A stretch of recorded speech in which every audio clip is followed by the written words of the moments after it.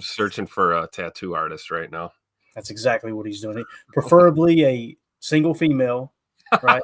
Highly successful tattoo artist, I'm sure. So you guys know what we're talking about. Let's go to the chat. Deadfish says, from Acme Packing Company, Edgerrin Cooper became just the second rookie since 2000 to record 13 or more tackles for loss in a season while playing 14 or fewer games. The other one, Joey Bosa in 2016. Here's what's really cool about that stat, Tim. Joey Bosa is obviously an edge defender. In a 34 defense, he's listed as an outside linebacker. That makes that stat even more interesting because he's just the second rookie since 2000 to do that. He's actually the only stack backer rookie to do that, meaning playing inside linebacker, obviously in the 34, or just one of the three linebackers in a 4-3. That's crazy, right? Think of how many middle linebackers we've seen since the year 2000. Yeah. Like upper echelon talent too. The Luke Kuechly's of the world, and we've had some monsters. That's a pretty good stat. I like that. And Deadfish in the chat, if you can, we'll kind of keep a lookout for your answer. Was the one in 2000? Was that Ray Lewis? I was just going to say, is that Ray? It was. I bet it was Ray. And listen, I know there's going to be people that kind of foo-foo that, but boys, there's a reason that nobody else has done it, man. He's a real freaking deal. The real deal. United Base, Jacob out there cougar hunting. You're not too far from the truth there, my friend. Keep an eye on the chat for me, Tim, and see if Deadfish responds with that. I bet it have to be Ray. I can't think of anybody else it could be. Chris N in the chat, also known as the Malik Heath Truther, here says Athletics NFC wildcard preview today said the Packers are very well put together and well coached, but just don't have enough star power. Gary, Jair, and Kenny haven't paid off. That's a really, really interesting way to put it. I think I would agree with Kenny because of injuries. I'd have to agree with Jair. Gary, I don't know how you could say the guy hasn't paid off when he's constantly leading your team in sacks, pressures, all that stuff that defensive lineman, is most important at. Like I said, I definitely get Kenny. You guys know I've been pretty vocal about that. Jair, when he's on the field, he's as good as anyone. The problem is he's not been able to stay healthy. Tim, what do you think about that, man? Do you think that's too critical? You think that's spot on? How do you feel about that right there? I mean, I get the the sentiment behind there's just not enough star power. I get it. You want big names and all of that stuff, but these are our big names, and I have full faith in Rashawn Gary. I've never understood the slander. I never will. Kenny Clark's probably a fair argument, right? He's kind of, I guess underperformed or hasn't met expectation, and Jair's just been hurt. It is what it is. When Jair is available, he's playing good ball most of the time. So I do think the idea that the Packers are very well put together and well coached, that's obviously true. But I believe that, we have stars that are in the making right now. We've got guys, we just talked about Edgerrin Cooper. Evan Williams is another name that comes to mind. Carrington Valentine is very quietly becoming a star, slowly but surely here. And so, maybe the star power is not there yet, but I don't think it doesn't exist. And, maybe we shock the world on Sunday and some stars are born. One thing about it, man, we're playing with the house's money. There's not I think the line is now up over 5, if I remember correctly. Let's see here if I can find it real quick. Yeah. The line is now at 5.5 points. I apologize for the voice being weak. We'll do our best to not hack all over the microphone here on you guys and gals. But yeah, 5.5 point favorites, man. Hey, sign me up. Or 5.5 point underdogs, sign me up. I love it, dude. I love it. You kind of seen the pressure that a 10-point favorite can show from last week, man, because I'm telling you, that other team, when they see that point spread, they go, oh, really? Oh, really? That's a real thing, in my opinion. So, Greg Rice in the chat said, Chris, hi, I can't argue with those stats there. I do think Gary would get more sacks if they turned him loose, though. I think he's playing to keep the quarterback from escape. And there's definitely a contained aspect of what they're doing this year as opposed to last year. And again, there's some portion of the fan base that get frustrated over that. And, I can somewhat understand it, but it's the same fans that were frustrated when we were rushing right by as referred to him Danny DeVito last year, right? So Tiny cutlets. damned if you do and damned if you don't, man. I think this defense has gotten significantly better. We've shown that in pretty much every statistical category across the board. So, it's hard for me to argue with what they're doing. You guys know, I feel like I could care less about sacks. I want turnovers and I want dubs. That's what I want. You keep your sacks. That's the way I feel about it. I think a lot of the fans that are obsessed with those numbers, the sack totals, they're under the impression that we're trying to sack the quarterback every single time we step onto the field, and that those, 4 linemen, that's what they're trying to do. They're trying to get the quarterback every time, and it's a little more nuanced than that, as we've learned, doing a little bit of film study and realizing, you're using your defensive line in tandem, and those guys are playing off each other. And, it's just like we talk about receivers being the hot, sometimes, your edge guy or maybe a defensive tackle is the hot, and he's the one trying to get to the quarterback while you're maintaining an edge or, filling a gap or occupying a blocker, things like that. So I think we got to, do a better job of keeping our minds open when it comes to analyzing, particularly Rashawn Gary, because he's been great against the run this year, and it's really helped us overall in our defense. So it's not all about just sacks all the time. Yeah, for sure. Respect Oranges. Did you guys catch the NFL Films perfect quarterback throw in motion video, pun intended? It was pretty good. Going to miss 12 when he's gone. I did not see it. Did you see it, Tim? No, I did not, but it's on my list of things to do. Definitely need to check that out. Deadfish said he thinks it was Bosa only. Yep. And then Deadfish also said, forget the sacks, just win, baby. You mentioned that. Here we go. Ron Samville said Ray Lewis had 13 tackles for a loss in 2001. I thought it was 01. 01 Lewis was rookie year, right? Yeah. So I already unmarked that original one. So what was it to record 13 or more tackles for a loss of the season while playing 14? I think the 14 or fewer games probably throws a little bit of cloudiness in there trying to compare Ray, right? So right, because of the schedule at the time. Yeah, makes sense. Pretty interesting though, man. Again, he's playing lights out. He actually got a vote for All Pro, which is cool. He didn't make All Pro, but the fact that a rookie linebacker got a vote was really, really neat. Chase Green in the chat. Good to see you, buddy. He says, we need Quay Walker back. McDuffie can tackle but cannot cover Devonta Smith in the slot.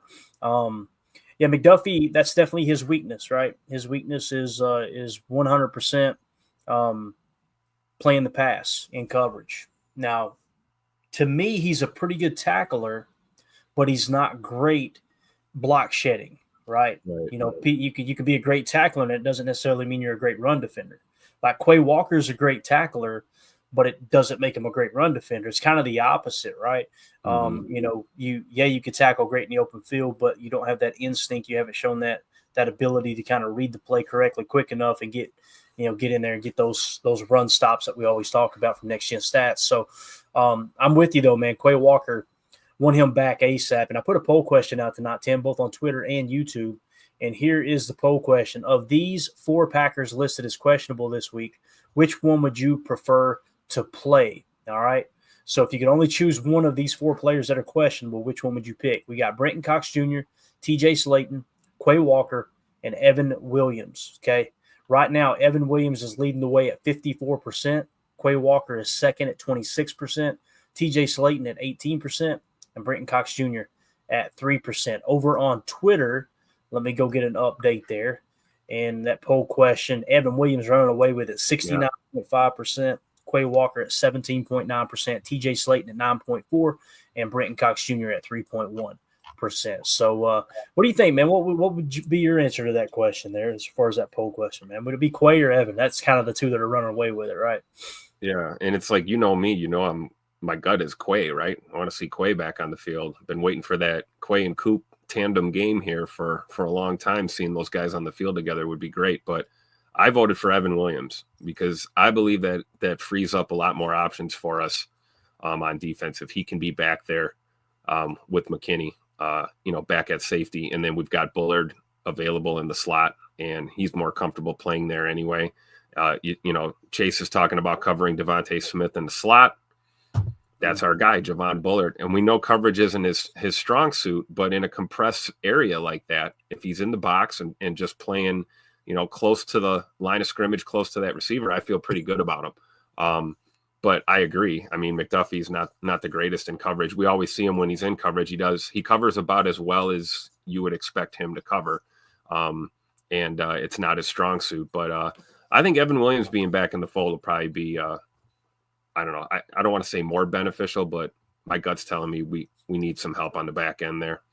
And I know when people see that comment from Chase Green, they go, Quay wouldn't be covering the slot. Listen, we run zone coverage a large majority of the time, right? Yep. So even though you would have a slot corner over top of Devonta Smith, if he runs an in breaker, guess who's going to end up in the window, in the throw window? It's going to be one of those backers. And I think that's what Chase is saying here. Yep. Is, would you rather have Quay or McDuffie there? We know we'd rather have Edger and Cooper. He's going to be on the field. Which of the other two would you have? It's definitely Quay, no doubt, man. Yep. But let's see here. Chris N says he voted for Evan Williams. Without him, it creates a domino effect. I think that's a real thing because as we pull up the injury report here, Tim, we'll go ahead and jump into that real quick. It's a pretty good segue. Look at us acting professional here. I'm pretty sure, Zane Anderson is out again with the concussion. So, like we said, if Evan Williams can't play, then you got to put Javon Bullard or Katano Ladapo at safety. Now, listen, Katan played pretty damn good. Didn't play bad at all, right? So let's say that Zane Anderson is out, which he is. Let's say that Evan Williams is out as well. Let's kind of talk this through here for a second, Tim. Spitball. I personally would like Katano Ladapo playing safety and Bullard in the slot. How do you feel about that? Yep, 100%. Because we've seen what Javon Bullard at that opposite safety, how he plays. I'm not gonna drag him or anything, but he's better suited in the slot. And I really just believe that if we've got the ability to stick with that formula, it's going to give us the best chance to have some kind of success. And I think if Evan Williams isn't back there, I think KT Oladapo is going to play better than Javon Bullard would at that position. That's just me personally, basing that on nothing but a little bit of tape and my feelings. So I don't really have a lot of evidence to support that. But my thought is it's almost a crapshoot. It's like either one of those back there, they're rookies, they're kind of unheralded, unproven, guys. But I think Bullard's proven himself to be semi, reliable there in the slot. And I think that's probably most beneficial for our defense going up against this tough Eagles team. Yeah. Daryl in the chat, good to see you, buddy. He says, Evan Williams was pretty good in coverage. Seriously need him on defense. Amen. That would be awesome if he could be good to go. So if he's good to go, all our problems are solved, right? Yeah. We're gonna boat race the Eagles if he somebody clip that for me so I can get roasted. All right. Hardy the Prophet with the super chat. Appreciate you, buddy. He says, did y'all see the Packers playoff hype video? I have not seen it yet. I wish we could play it on air, but I'm sure if it's a hot video, there is some music in there that'll obviously trigger a copyright. So I want to go ahead and say this too. The intro video that everybody's just been raving over, our new intro, everybody loves it, right? Even though it's a copyright-free song, AI is detecting its copyright, so we're going to have to change it up again. So what I'm thinking about doing is just getting Eric Sutherland to sing into a microphone for us, and we'll do the intro to that. You're going to have to call Brett back and have Brett just sing from the tree stand there, out in the brush. Maybe Brett can sing for us. Looks like a lot of people seen that video. Everybody's saying it's awesome, so we'll have to check that out here in a minute, Tim. I would play it muted, and or at least muted on your all's end, but that'd be a boring minute, 2 minutes, whatever it is for sure. So we'll check it out. But Hardy the Prophet, thank you so much, buddy, for the super chat. We appreciate you, man. Let's see here. TC fan says, I haven't heard anyone bring up Luke Musgrave as a deep threat option for Sunday. Yeah, TC fan, I'm kind of maybe I'm in the minority with this. I don't see Musgrave as a deep threat. I just don't, me personally. And it's not to say he can't be that, but even when he was healthy, you didn't see him stretching the field vertically. Like the play that comes to mind for me is a leak play where he was running butt naked through the trailer park. He caught it, stumbled, fell down. That's the whole Musgrave stayed on his feet. That's where that joke originated from. And then you had the dragon wheel against the Cowboys where he's just schemed wide open, catches it, obviously takes it in for a touchdown. But I haven't seen anything where it's like, whoa, that dude can take the top off of defense. Now, in his defense, though, you haven't really seen LaFleur use him too much that way. You know what I mean, Tim? He's definitely more of a receiving tight end than a blocking tight end. We all agree on that. But I don't know, man. It just feels like there's a lot of people in my mentions and stuff that are really excited about Luke Musgrave and what he can do. And I don't mean to be negative, but I just got to see it first. You know what I'm saying? I think a lot of that's just coming off of the Christian Watson injury, and it's like we're kind of grasping at straws, like who's going to be that dude now? And, Musgrave is probably the closest one to it if you talk about, size and hands, like you said, pass catching ability, but he doesn't have that same top end speed at all, like a Christian Watson or a Bo Melton. But to your point, and I've agreed with you many times, we've both said this numerous times, that, yeah, Musgrave is basically a big-ass receiver. I mean, he's a receiving tight end, first and foremost. Not the worst blocker, not the greatest blocker, and certainly a guy you're going to want to get going in the pass game. But I see him kind of like you do, Clay, more as a, mid-range threat, intermediate threat, send him on a post or a cross or something like that, and get the wheels going. Hopefully you can get some yak yards, but who knows? Maybe it's, being down Christian Watson, maybe Matt LaFleur does have to go to that. Maybe we have to put Luke Musgrave out there, boundary X or something, and just let him run 9 routes all day. I don't know. We'll see. I mean, you can't really know until you try it, right? Right. So, and watch him do it and get a tutter and make us both look stupid. Absolutely. Hey, dude, I welcome it. Please, Lord. I would love to see it. Musgrave stayed on his feet. Yes, sir. Joe in the chat. Musgrave must be the fastest one on the team, because I remember a lot of balls he caught, he was wide open. Maybe he was a personal bubble. He refuses to let people enter. Yeah, Joe, specifically speaking about those plays, the two that came to mind for me, busted coverages and a great play call. It wasn't like, man, he ran away from the defender. It was they completely dropped him on a couple of leak plays, which some people would call that dragon wheel leak. I call a leak when you a chip and you sneak out of the backfield, right? I want to specify what the route was, but in both cases, he ended up the sideline uncovered. So it wasn't like like I said, he beat the defense. Now, if you guys can think of one, give me the timestamp, give me the game, the timestamp on that game. We'll go check it out, because I could be overlooking some. I promise you that, especially with how much cough medicine I'm on right now. Are you kidding me? I'm seeing two of this screen right now, Tim. Sipping on that scissor. Not the scissor tonight, but we got a little Sprite on ice. Keep the vocals from getting too bad. They're already bad enough with no code, that's for sure. So as far as the injury report goes, Zane Anderson is out along with Christian Watson. That's a given. I don't know why they haven't put him on IR yet, or if they have, I don't know why they're not taking him off the injury list, but they're listed as out. We've got 5 questionable players. So we got Brenton Cox Jr. questionable with the foot, Andre Dillard questionable with the concussion. We've got TJ Slayton questionable with the ankle, Quay Walker questionable with the ankle, and then we got Evan Williams questionable with the quadricep. So that's the Packers side of the injury report. Everybody else. No Devontae Wyatt on the injury report. That's a good sign. It's great to see. Yeah. And I mean, he's literally, like you said, Tim, not even on it. So right. And then of course, as soon as that happens, he seems to be healthy, and now we're, dealing with big TJ. TJ's got an ankle issue. So hopefully he's good to go, man. It'd be nice to see those two on the field. This is what I'm talking about, man. Tim, I've got to be missing something, because a good chunk of the fans, Packer fans, keep saying stuff like Professor Cakes. I think Musgrave's going to surprise a lot of people this Sunday. Man, it would be awesome. It would be awesome. It seems like the fan base are on something there for sure in terms of thinking that Musgrave's going to break out, man. What a time it would be for that too. Respect Orange says Musgrave after the catch is like me after a 6-pack. Hey, I try not to dog players that are 1,000 times more athletic than me, but it's hard to argue with what you just said there. Respect Oranges. He did like I think it was Jacob said he looked like a baby deer, looked like Bambi the way he was. Legs just kind of baby deer. So let's see here. Jason Y, good to see you, buddy. Says this is not the defense that Musgrave breaks out against. Jason bringing us all back to reality, right? Right. Hey, listen, we need it, man, because we're homers here, and I'm proud to admit it. I really am.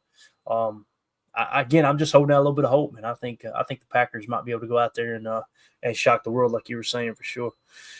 Sean in the chat, good to see you, buddy. Says Clayton's got that double styrofoam cup. That's right, man. It'll melt right through. You ain't got that thing doubled down. That's that high octane we're drinking over here, Tim. That homemade cough syrup. Philadelphia Eagles side. Let's see what we got here. We'll just kind of focus on the ones that are out or have a status. Looks like Jack Driscoll, a tackle / guard who had an ankle injury. He was not listed Wednesday, limited Thursday, placed on IR Friday. So that seems like, if I'm reading that correctly, might have been an injury in practice. And he's done for the year.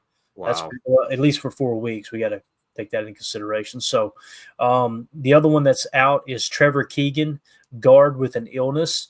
And then, of course, Byron Young, defensive tackle with the hamstring. He is out as well. That's crazy, too, because he was full participation all week, and they shut it down. That kind of looks like that Jair Alexander injury report, doesn't it, where it's like, okay, yeah, he's full participation. He should be good to go. Next thing you know, he's out.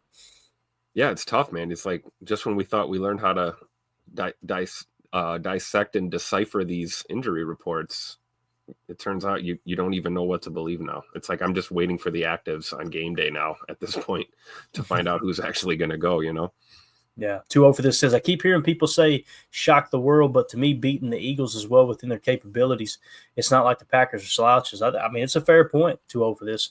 Again, when I say shock the world, I'm simply talking about the fact that there's so many people betting against them, Anytime you got less than a 7-point spread, you got a shot to win that ball game, in my opinion. You got a shot regardless. It could be a 20-point spread. You still got a shot. But when it's less than a tutter, I mean, all it takes is 1 or 2 screw-ups, or God forbid, we're not rooting for this, but if a key player goes down with an injury, next thing you know, you're in the driver's seat, right? Those are the things that can happen. It's definitely happened to us over the years for sure. So let's see here. Chuck Jaggers in the chat says, Hoodie James Jones is our only defense in the media this week. It's true. It's true. James Jones always carries the G, man. Always. Love it. No doubt about it, man. No doubt about it. All right, let's see here. Jason Y with a super chat. Appreciate you, pal. He says, for better or worse, the outcome of this game will be determined by J Love. Just avoiding INTs is not enough. I think that's a fair point, Jason. There's sometimes we talk about during the week, we'll have a matchup and we'll go, yeah, just protect the football, you'll win this game. It's going to be a key to this game, don't get me wrong. But it's going to take J Love having kind of that Dallas Cowboys top game, I believe. Because I do think that Vic Fangio is really going to key in on Josh Jacobs. He's not going to let Josh Jacobs just run wild, right? Or at least he's going to allocate the resources to try to prevent it, I believe. So if you look at the scouting report, Tim, if we were to self-scout, I think we would all agree that, yeah, the way to beat the Packers is to stop that running game first and foremost, Yeah. Funny, it's the same way to beat the Eagles, too, because they run the ball more than anyone else in the NFL. So it is. It's a true statement. So it's going to come down to quarterback play, I think, because if you've got, a defense that's trying to take that run game away, you've got to be able to, connect on your passes, whether that's short or deep throws. We know Jordan likes to air it out, but he's got to hit those intermediate throws, man, and get the wheels going, get a rhythm. I've been waiting for this offense to play in rhythm here the last 2 weeks or so, and we've seen it at times, but it's kind of touch and go. So got to do the best we can to try and run the ball. But I think you're right. I think the Eagles are going to try and take Jacobs away from us. I really do. Feels that way. Jason Y, again, thank you for the super chat, buddy. We appreciate you. Professor Cakes has Hurts cleared concussion protocol yet? I heard several people saying he's definitely playing, and it looks like Greg S. in the chat says Hurts is cleared today, and so did Joe say that as well. And I understand why you're asking that too, Professor Cakes, because it has been a little bit wonky this year. It seems like you think someone's full participation, they've cleared. Next thing you know, they haven't cleared. It's a little bit closer to the vest, it seems like, this year. And the one thing I've noticed too, Tim, you're getting a lot more multi-week concussions this year. Have you noticed that? Seems like it was just usually 1 week. Now it seems like it's pretty standard for 2. Yeah, it's crazy. I mean, that one that Zane took though was bad. I mean, that was bad. And I not to drag him, but that was 50% of that was on him. That was just poor form. You put the crown of the helmet down. You don't want to do that. And but yeah, it seems like we saw that too with Romeo. Romeo missed 2 games with the concussion?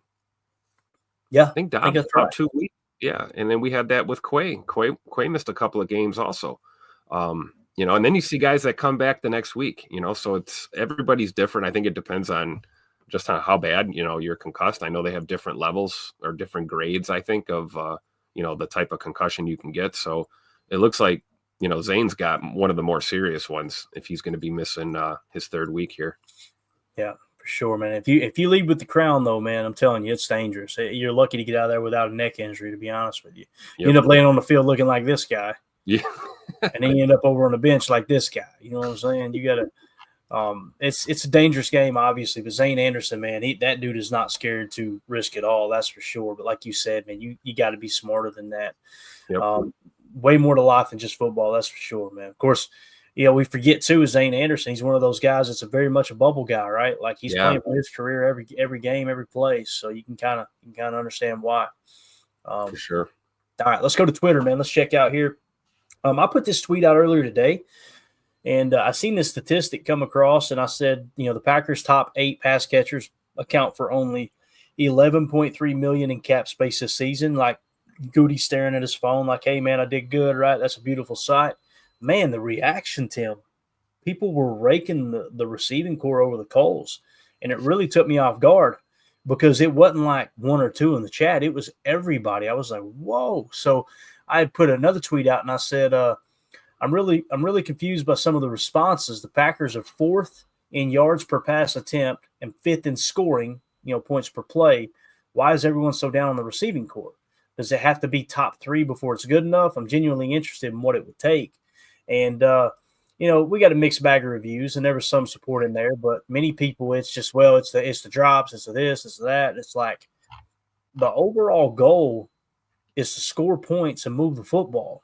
Are we getting to the point as a fan base that we're cherry picking negative stats to try to make the receiving core seem worse than it is? Now, Tim, we know every year, that uproar as soon as the draft starts, we need a number 1 receiver. We need a number 1 receiver. It happens every year. But what do you think about that, man? As Professor Cake says, I'm telling you, Packer fans lately have been extremely pessimistic after that Bears game. Leave a bad taste in your mouth, obviously. But what do you think about that, man? We could go through the comments, but there's probably some nasty comments there, to be honest with you.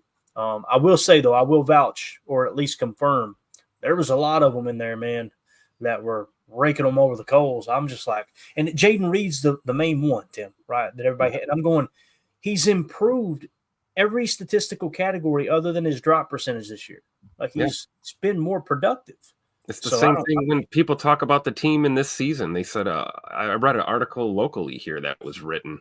I'll let it remain nameless, but talking about a disappointing season. How is it a disappointing season? We won 2 more damn games than we won last year. Right. We won 9 games last year. Correct me if I'm wrong. We won 11 games this year, right? 11's more than 9, right? That would be an improvement.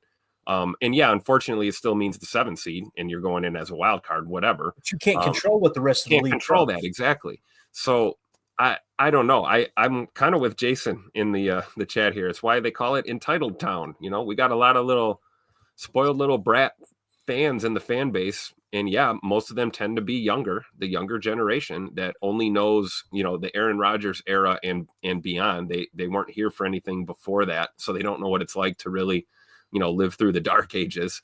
But this receiving core, I'm as, if not more excited about them than I was last year. I mean, we were super excited last year. This year, I think it's just untapped potential, and I'm not going to nitpick guys like you always say, Clayton. Yeah, it's a drop. Okay, it hit him in the hand. He should have caught it. But it's like you got a dude laying out for a ball thrown into space, and he doesn't come up with it 100% of the time. There's a portion of the fan base that, get this bum off the field. That's their attitude. And I don't know. I don't feel that way. I'm excited about the prospect of hopefully keeping, the bulk of this receiver core in Green Bay for the long haul. And I like Tay Wicks. I like Jaden Reed. I like Bo Melton. We love Christian Watson. Hopefully he'll play football again soon. Rome is Rome, and contract's going to be coming up before you know it for that guy. So, I understand the argument about bringing in a bona fide number 1, a veteran type guy. We've even heard murmurs of Devontae Adams being open to taking a phone call from 1265 again. He was on with Kay Adams, I believe it was today or yesterday, talking about relationships with teams that he's played for, and that he's not closing the door on anything. But let's be realistic. I don't know if that's the answer. And I don't know if taking away targets from young receivers that you're trying to get over the hump, I don't think that's going to help either. That could be a progress stopper kind of situation. So I would take a page out of Aaron Rodgers' book and tell everyone to just relax right now and be patient with this receiver core. And, we have other targets too. We got, Tucker Kraft and the boys in that tight end room, and we've got running backs that can catch the football as well. So, points are scored by teams, not just receivers. No doubt about it. Joseph in the chat. Let's see what the chat says about this topic here. He says they're only remembering the fourth down jet sweeps, question mark. That's the other thing. They were raking Jaden Reed over the coals for that jet sweep. And I'm like, bro, it was literally a -4 hat count. You anyone who's got two brain cells that rub together, watch that play and go, yep, there ain't nothing he could do there. Barry Sanders wasn't getting around that. No, it was. Yeah. Especially when the safety hopped out of the B gap there and jumped outside in the C, it was like, oh boy.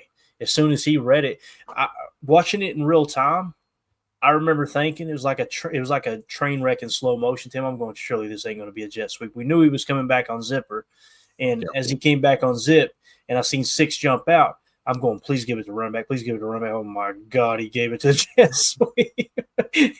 There wasn't nothing we could do about it. And there's nothing more terrifying than to see, and I'm not going to pick on Jaden Reed. I don't care who it is, whatever receiver taking that jet sweep, and they're carrying that damn football up by their shoulder as they come around. That was a fumble waiting to happen from the inception of that play. Yeah, and not a good look. And he had it on the outside like you're supposed to. But again, the hat count was so negative that you had a defender on that side punching at the ball. So it's defender on both sides. You're supposed to cover the ball up both hands, right? Yep. On that specific one, not the fourth down, but obviously the one where he lost the ball. But it's tough. And listen, I'm not saying that Jaden Reed is playing like all pro caliber, but he's played better this year than he did last year. Like that's not my opinion. That's the statistics. And if you're going off of, well, you can't. The stats are misleading. Get away from me with that crap. If you're saying which season was better, there is no the stats are misleading. I'm sorry. Now, if you want to talk about a team as a whole and whether they improved or not, yes, stats can be misleading in that regard. But I don't know, man. It was just like I said, it kind of caught me off guard. There were so many negative fans about that. Chris in the chat said it's just the momentum. People hang on that day-to-day instead of the long-term picture. I definitely believe it's a lot of that, Chris. Joseph in the chat, I'm still excited about the wide receiver room, but Watson's injury is huge, and I'm now edging towards team get a true alpha wide receiver one. I can't knock you for that, Joseph, because we say on here all the time, the Bill Walsh school of thinking is the wide receiver is the last piece you put in place. And when you got a team that's the youngest roster in the league and they made the playoffs 2 years in a row, you got to be close, right? So we just need a 3-tech and maybe a corner, right? Clean things up over there first. Let's maybe look at getting the center, and then we'll talk about receiver, right?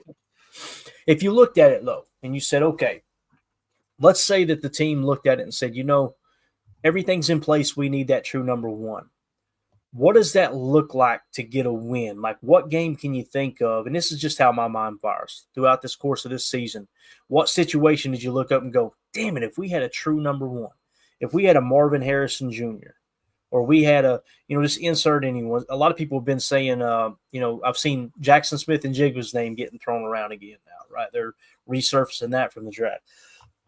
If you looked at it like that and you had a true number one, like he's saying, an alpha wide receiver, do we win those games anyway? I mean, you think about this last game, guys. We went down, we kicked a field goal, right? We took the lead. Yeah. Would a true number one wide receiver get a stop for you on defense? Exactly. Or would a true number one wide receiver being on the sideline making Igbare not grab the horse collar? Like, right. That's and again, I know that's a very simpleton's way of thinking about it, but that's just how kind of my mind fires. Like, what game do we look at and go, yeah, if we had a true number one, that would be different there. I don't know. It's just tough. It is. 2-0 for this asks a good question. He says, did Watson's injury seal a Dobbs contract? So, if we were to revisit that again, we've been talking about, hey, if you got to give a contract to either Watson or Dobbs next season, they're under contract next season, but obviously you want to try to get a deal worked out before the end of camp. Did anything change for you with this Watson injury, Tim? Because, you're talking about a knee bruise, right? And then the opposite knee now. It sounds like we don't know all the details, but just kind of reading between the lines of what other people are saying, Matt LaFleur and other folks, it sounds like it's at least an ACL and possibly a meniscus and some other collateral damage there. Yeah. I think 2-0 for this, man. He asks a good question, man. What do you think, dude? I think that It sucks. We know that. It does. It freaking sucks. And like, yeah, call it what you want. Scoot's right knee is destroyed, right? It's shot. And it's going to take time. But we've seen guys come back. There was a point in time when a knee injury like that ended your career the second that it happened. And the way that these surgeons are able to work now, they can do miracles on your knees and your joints like that. So I think if Scoot takes the rehab serious, which I know he will, there's every chance or every reason for us to believe that there's a chance he comes back and plays. However, to look at it from this lens, does him being basically questionable for the next 18 months, 24 months, who knows how long he could be out not playing football? I don't know if that impacts the decision of whether or not to give Rome a contract, but it doesn't hurt, right? I mean, if you're looking, and you're looking for a factor to decide, it's like, it's tough when injury makes a decision for you sometimes. And we see it happen in this league more often than not. So I think it's very realistic and not unreasonable at all to think about that. I'm not going to go out on the limb and say, oh, yeah, for sure. It seals the deal for Rome. I think Rome's still got to continue to play well and get better as a receiver on this team. And I've always felt that he's worth another contract, just like Watson was. So, maybe a difficult decision got a little less difficult, but only time will tell. Yeah, for sure. AFAM says we need a Caucasian wide receiver. So AFAM seems to think we need to get slower and less athletic here, Tim. He thinks AFAM, the Jeff Janis fan club president. Jared Aberderis fan club president. Greg Rice just came in here and put AFAM in his place. He says AFAM watches PTA wearing only his Malik Willis jersey and a smile. So there you go. Oh, man. Dan the Stand says 111 games with a top 5, I believe, strength of schedule as well. Great point. Yeah.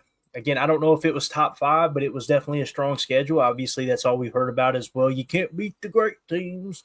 The fact that you won 11 games with that schedule means you pretty much were perfect on the games you were supposed to win. That's not an easy thing to do. Yeah. I'm sorry. Think of the injuries we're talking about injuries now. Think of the injuries we dealt with since week 1. All year we've been dealing with injuries. And have we even – trying to think, when's the last time we saw a full-strength Green Bay Packers team take the field? Right. It's been months, and this team still finds ways to get a win. And I believe that that's what they're going to do on Sunday in Philly. Find a way. There you go. And in Respect Oranges, of course, Tay Adams returns and retires as a Green Bay Packer. That's been a lot of talk, saying, hey, listen, for the right price, I would welcome Tay back on the team. Absolutely. Tay's had nothing but good things to say about the Packers, too. There's some people that thinks that bridge has been burned. I don't think it has, especially if Aaron sells off into the sunset, But the price would have to be right to make it worthwhile of stopping progress from some of the younger receivers. But now that Watson is going to miss significant time next year, I usually don't like to entertain these type of conversations because I think it's a long shot, but it does kind of make sense, don't it? I think if it's what you just said, if it's the right price, and Tay would have to play for peanuts, he would really take a significant pay cut. And then we'd have to remember as fans that that's still just a Band-Aid over a bigger, issue. If you brought, let's say hypothetically, Tay Adams comes back to Green Bay, what is that? Is he going to play 1 year? Is he going to play 2 years? And if probably so, one, I would imagine. Exactly. So will that get us over the hump, missing Christian Watson? Yeah, I would think Devontae Adams would be a pretty good fill-in guy for Scoot. That'll work. But, if it's a truckload of money and it's 1 year and then, in the offseason we're right back where we were, I just don't know if it makes that much sense. Yeah, I think it's worth talking about for sure, though. Yep. Let's see here. Jeff Hafley clarifies that the 3-man out was not the play called allowing the Bears into field goal range at the end of last week's game. It was a miscommunication. So I'm going to play this soundbite from Jeff Hafley's presser. So you guys know we were very vocal last week, Tim, you and I both. What the hell is this defense? We called 3-man out, trying to keep them out of field goal range. This makes no sense. Now we understand why it made no sense. Now, LaFleur had said in his presser he'd like to see a robber there. I immediately took it as there was supposed to be a robber. And then a couple of fans said, no, it sounded like what Matt was saying was he would like to have seen a robber. Here's what Coach Hafley had to say. I think it was earlier today or maybe yesterday. I was out of town. I think this was yesterday. Yeah. Here's Coach Hafley talking about that last play before the game-winning field goal there against Chicago. Here's the deal. And you know, I've been very truthful with you guys, and I'm not going to go through this one in length. Matt addressed it. There was miscommunication. It's not the call we were supposed to be in. Certainly not at that time. Obviously frustrating, disappointing. Learn from it, move on, and we're on affiliate. But I'm not going to sit here and get into rehash all that. And I'm sorry that I can't do that. But he addressed it, and it clearly was not what we were supposed to be in. Certainly. So miscommunication, not ideal with what we're going to be in. Disappointing. Learn from it. Will never happen again. So learning experience. So, Halfley hit him with the old. Gave him that look. Exactly. And I wanted to highlight this one comment because I think it was Dat Boy 143. If y'all see him, I saw this. I like this. This was a great response here, Clay. He says, "How can a miscommunication happen after the timeout?" I think that's a fair question, right? We talked about like, man, that coming out of the timeout, that's rough. That's a rough look, right? And what I said to him was, he didn't specify, but it could be multiple things. The green dot heard it wrong. That could be an option, right? Like the sound coming in the headset. Maybe it's the story. He didn't get the call. I feel like they would have said that if Eric Wilson had said, "Hey, I didn't get the call." I'm sure Halfley would have let him off the hook and been like, "Yeah, there was a problem with the headset. Didn't get the call," right? But he didn't specify that. So I said it could be that the green dot heard it wrong, meaning Eric Wilson heard the call wrong and called the wrong play on the field. It could be that one of the three deeps heard it wrong from the green dot. So you get in the huddle, you call play, whatever the call is, maybe they misheard from Eric Wilson what the call was, right? And Eric Wilson's not looking back at the safeties going, okay, are they in the right spot? Are they playing the right defense? He's focused on his work, right, once the play is called out of the huddle. And then the other one was it could just be a player mental lapse too, right? And if it's any of those three things, Tim, to me, that warrants the response that Halfley had in is miscommunication. You know what I'm saying? It makes sense when you think about it because what we saw right away was the timeout was called. Okay, so the thought that if you had a miscommunication there, call a timeout is out of the window because you can't call back-to-back timeouts. And it would explain to me why we were in the same defensive set we were in before the timeout. They came out stacked like that, the bottom of the screen in line, right?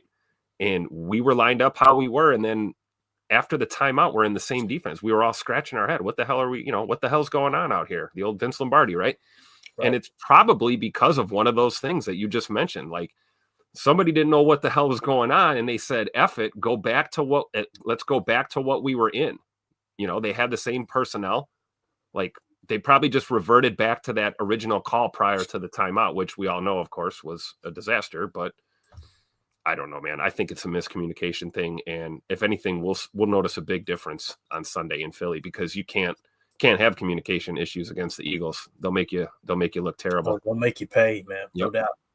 Greg Rice in the chat says, when you are a safety and see three guys that deep, don't you yell at them? Here's the thing, though. What if, and I'm just throwing this out here, I don't know this, right? But let's just play devil's advocate for a second. What if the middle safety, if I remember correctly, was Xavier McKinney? What if it was his job to play robber?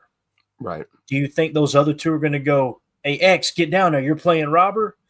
It's a damn all-pro. Right. And if X bails on a robber assignment and decides to stay deep, then you trust his read. And maybe he sees makes something. That decision. Yeah. And again, that's as a player, as a teammate. You're not going to go, X. I know you freelanced this year and you've made play after play, but not this time, buddy. You get down there and buzz that box. As a young player, let's say it's Javon Bullard back there or whoever it may be, a Katano Ladapo. You know what they're thinking? All right, man, I've got deep half or whatever my assignment is. I got to make sure if the two goes vert, don't let him get inside of me. I got to be willing and ready to not let the one take the top off. Crap, they're in a triple stack look. I ain't even focused on the single side. Like there's a lot of things going through your mind. It's not, the all-pro isn't lined up correctly, right? Everybody focused on their own things. So I'm not saying that more communication wouldn't help, Greg, but I kind of feel like it was X that might have been in the wrong spot.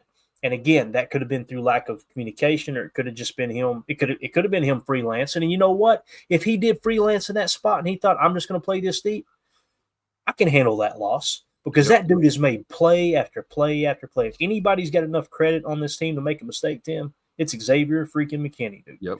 And it's important for us to remember we got days and days and hours to sit here and look and analyze a play. They've got 11 seconds to make a decision, if that, once a call's in. And, if you see all hell breaking loose out there as, your opponent is, getting under center and getting ready to snap the ball, sometimes it's effort. We got to play ball. There isn't always time to correct a mistake, even if you catch it. Yeah. And the other thing, too, is, some people were saying, well, just call another timeout. I don't think you're allowed to do that. You can't call back-to-back timeouts. So unless the rules have changed. That would have ended the ball game. That would have been like the old, Fab Five in Michigan calling the timeout that didn't exist, Exactly. You had to move the ball up. I think that's a 15-yard penalty, isn't it? I'm pretty sure I think it's I shouldn't even speak because I do not know for sure. But the two things that come to me is it could be a personal foul, like you said, at 15, or it could just be a delay of game, right? Okay. That kind of makes sense too. That if you call back to back, maybe it's technically. Maybe you're right. It's probably. I don't know though. Yeah. I have no idea. Ron Sample says someone didn't know their assignment. Could just be as simple as that. Ron Sample also said Hafley didn't want to throw anyone under the bus, and that's exactly right. That's exactly right. That's why we love our coaches, because they protect their players. Period. And that's why some of the toxic part of the fan base said, "Oh, he's just making excuses," because they love that drama. He would love for him to throw name names, so we can line up our pitchforks, right? Yep. This is pretty cool. If you guys haven't been keeping up with the Green and Gold movie that's dropping on January 31st, looks pretty cool. Our boy Craig T. Nelson is in that movie. Yeah, and they said that he was going to be at the game this past Sunday, and he was. I'm gonna turn the volume down a little bit. You're just gonna hear crowd noise, but I'm gonna play it here. I want you guys to kind of feel the crowd noise a second. But they were obviously filming a clip, I'm assuming, here during the early portion of the game. Pretty cool. He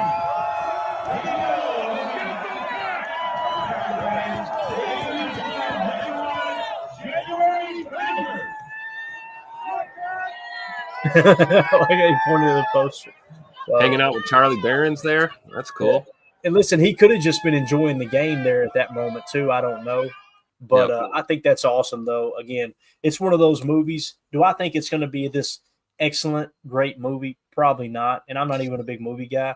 But you can bet your sweet cheeks I'm going to go buy that thing on DVD and put it right over there with all my Packers memorabilia. And I think it's pretty cool that it's got the G on it. I do too. And it's, kind of unprecedented, right? The Packers greenlit this and, gave them the, licensing and all of that stuff. So it's pretty cool that it's actually legit. It's not a generic kind of movie. Sometimes you see those. So I think it's worth checking out for sure. Yeah, definitely. I'm definitely going to give it a look, man, for sure. All right. So update on the poll question, as we said earlier. Like I said, Evan Williams pretty much won the poll, 68.1%. So the fans on Twitter definitely want Evan Williams to be that one of those four players they would want to play. 68%. That's way more than 65%. 65%. That's what we. Sir, it is. So, and again, I agree with that. That would have been my vote if I had a vote. I think it would have happened in this order, to be honest with you, Tim. Just because, Quay Walker, I think, is the second more important piece of those four. Evan Williams being the first one, seeing that Zane Anderson is out, you're already thin at safety. So for me, it would be Evan Williams, then Quay Walker, then TJ Slayton. And TJ Slayton, the reason being is Saquon Barkley, right? You want your run stuff out there. Now, listen, I hope all four of them play. But the fact that it's a 50-50 chance, my guess is one of those four will probably play. There's a chance that two do. But that would be really cool if we get up on Sunday and we get the news that, hey, all four of these guys are active. Now you're all right. Let's go out there and see if we can win this ball game. Yep. And I think, we might even get three if we're lucky, because TJ Slayton is a beast among men. That guy's a dog and he's tough. So I don't know how bad that ankle is that he's dealing with, but I'd be willing to bet you he'll get it taped up and, have spat on that ankle or whatever he's got to do to go ahead and grit it out. And, even if that means he plays, 12 or 13 snaps for us or something and makes a huge play, that could be all the difference in the world. So I'm holding on to faith, Clayton, that, you're right. Maybe at least half of this list will be good to go. Yeah, let's hope so, man, for sure. One other thing, want to give a shout out. Xavier McKinney is officially a first team All Pro this year. Really, really cool. So he would start alongside Kirby Joseph. Obviously Kirby Joseph, one of the dirtiest players in the league, but man, his passer rating when targeted this year for the Lions is unbelievable. He's having an All Pro year, whether you love him or hate him. You got to respect his talent. But yeah, Xavier McKinney, man, first team All Pro, first year with the league. Goody indeed cooked in free agency. Tim, I'm kind of proud of us too, man, because when we were breaking down free agency, we had our shopping list, right? Yeah. At the top of that list was Xavier McKinney. Yeah. Like, go get this dude. That's why we couldn't believe when it actually happened. We were like, what? Did it really happen? Sure did. And now look at the results. I love it.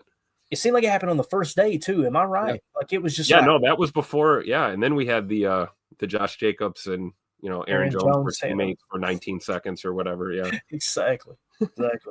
So again, Xavier McKinney, first team All Pro, absolutely awesome. They're well deserved for X.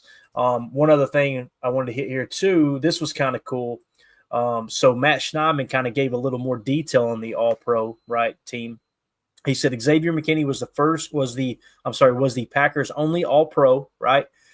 He got 31 first team votes and 14 second team votes from 50 voters. Elton Jenkins got 10 votes for second team All Pro. Here's the guy. Zach Tom got 3. Here's the guy. And rookie Edgerrin Cooper got 1 All Pro vote. I think that's absolutely awesome. That is really cool. Here's the guy. Another thing, too, Keyshawn Nixon got 1 vote at cornerback and 7 at kick return. Here's the guy. So, again, man, pretty cool. You want to know who are the players on this team, the true players? Right here's your list, man. And you can go right down the line. Xavier McKinney, Elton Jenkins, Zach Tom, Edgerrin Cooper, Keyshawn Nixon. And I know there's some people that still don't think Keyshawn's playing good football, man. We've been on the table. What to tell those people, man? Yeah, not been perfect. Nobody's saying he's perfect, but boy, has he taken a step in the right direction, especially on the outside of his corner this year, man. Yeah, we were pretty tough on Key last year. You know, we were critical and we weren't sure. You know, we signed the contract. At the time we were kind of on the fence. Like seemed like a lot of money, and he proved very quickly. Like we said, he's not just a kick returner. You know, he's not. And he's proven that he can play on the boundary and in the slot. I had no idea he was that dynamic on the boundary. I thought for sure he was a slot corner at best. And he's proven otherwise. I'm not entirely convinced that he can't play safety if we needed him to on the back end of that defense in a pinch. So big shout out to K9, man. That guy is improving every single day. Yeah, it really is. Donovan Schilling in the chat said, "Hey, Clayton, real question. Maybe we'll address after the season is over.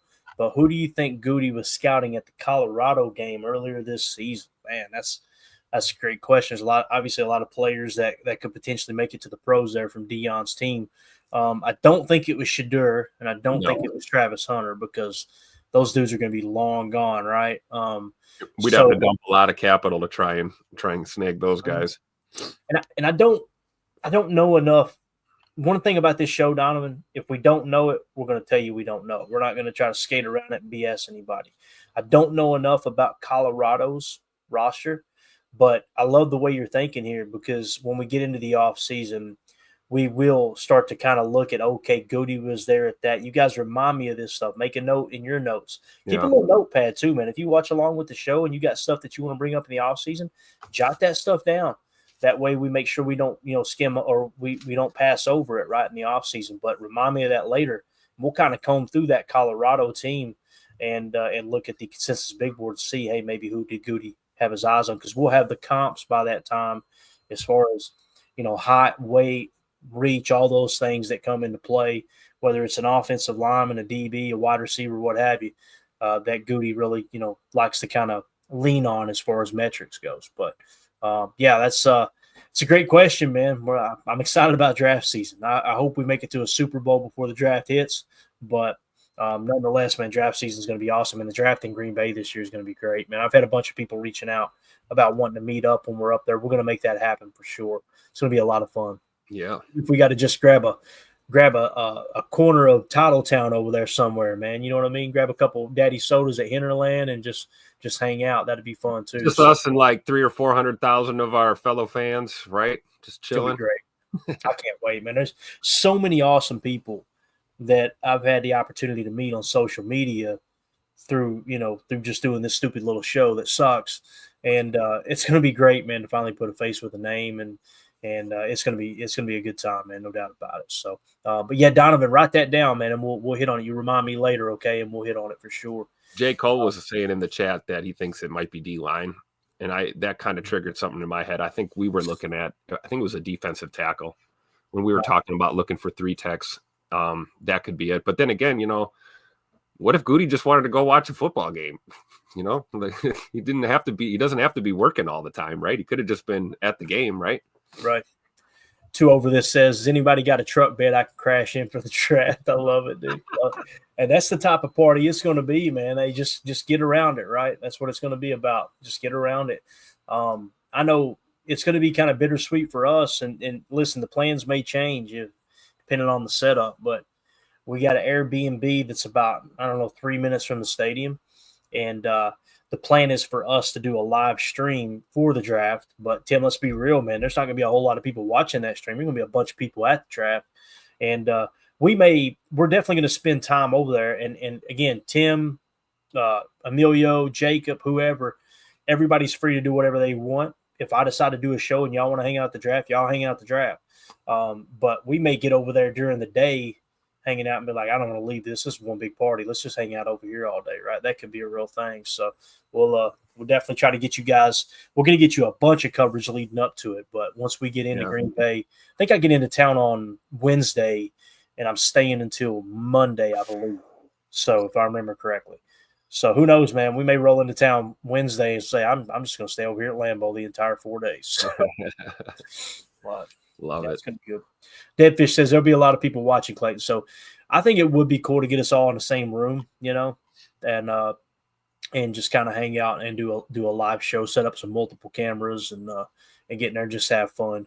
But, there's a part of me, Tim, and I know this is weird, but as excited as I am about the draft being in Green Bay and getting to meet you, and obviously me and Jacob's already met, and obviously me and Emilio's already met, but getting to meet some of the viewers, man, there's just nothing like setting up in Command Central here at the studio, just watching the draft and just, you know what I mean? It was a blast this last year. So, and I've got notes of things I want to do different and want to do better for this year, but us being remote like that's definitely going to remove a little bit of what we can do. I won't have the NASA computer with me. So, well, I don't have a NASA computer, but I've got a computer. Maybe we can chain ours together. We'll figure something out, man.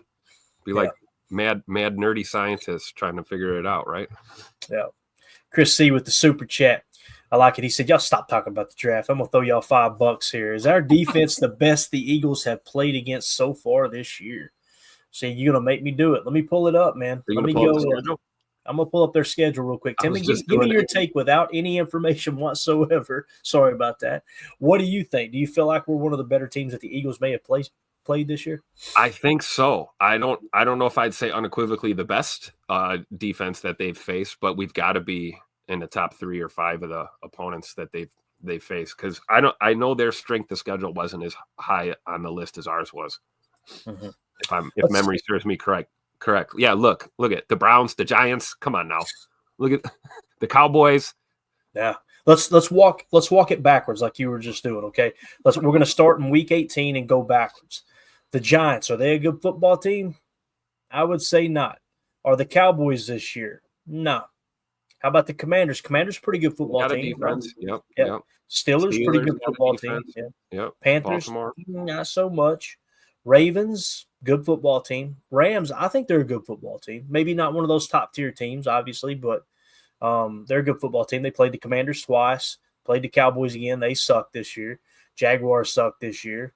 Bengals were sucky at the time that they played them in week 8, I feel like. They've kind of turned it on here toward the end. Giants, bad. Of course, that's the division opponent there. Browns had a bad year. Buccaneers were decent. Saints made the playoffs, whether you love them or hate them. Or did they make the playoffs? No, they did not. They did not. They barely missed it, didn't they? you got the Falcons and and then like I said, the Packers in week 1. So if the way that I would answer that, Chris C, looking at these defenses, Giants, Cowboys, bad. Commanders, pretty decent defense. Steelers, good defense. Panthers, bad defense. Ravens, good defense. It's kind of a split. I'd say probably looking at this schedule without really tallying it up, I'd say 50% of the teams they played this year had a good defense. Now, is it better than the Packers? I don't think the Commanders' defense is better than the Packers right off the bat. The Steelers' defense is probably close, right? If not better. The Ravens always have a good defense. Rams' defense isn't better than ours.